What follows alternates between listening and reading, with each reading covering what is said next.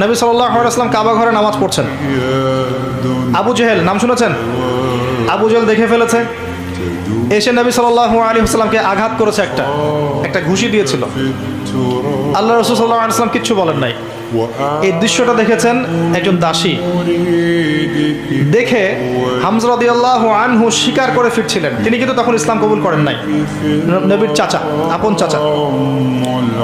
হামজা রাদিয়াল্লাহু আনহু আসছেন, তাকে বলছে ইয়া আবু আমারা, ইয়া আবা আমারা, হে হামজা, তার উপনাম ছিল এটা।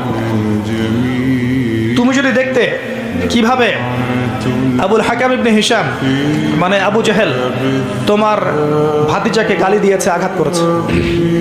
হামজা রাদিয়াল্লাহু আনহু বললেন আওয়া ফাআলা হাদা, সত্যি কি সেই কাজটা করেছে?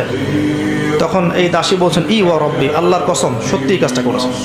তখন তিনি ঘোড়া ছুটিয়ে কাবা ঘরে গেলেন, গিয়ে দেখলেন আবু জেহেল দাঁড়িয়ে আছে সবার সামনে, কাবা ঘরে সবার সামনে আবু জেহেলের কলার ধরে তাকে প্রচণ্ড জোরে একটা ঘুষি দিয়ে বললেন যে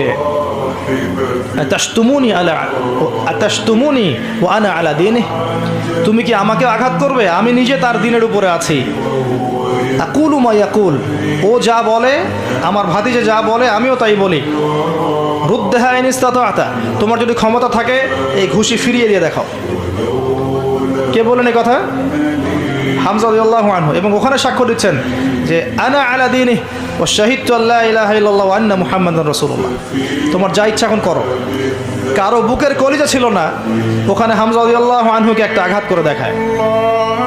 এবার তিনি চলে গেলেন দারুল আরকামে, যেখানে নবী সাল্লাল্লাহু আলাইহি ওয়াসাল্লাম তখন ছিলেন। সেখানে গিয়ে বলছেন ইয়া ইবনে আখি, হে আমার ভাতিজা, কুনতু আনসুরুকা লিল হামিয়া, আমি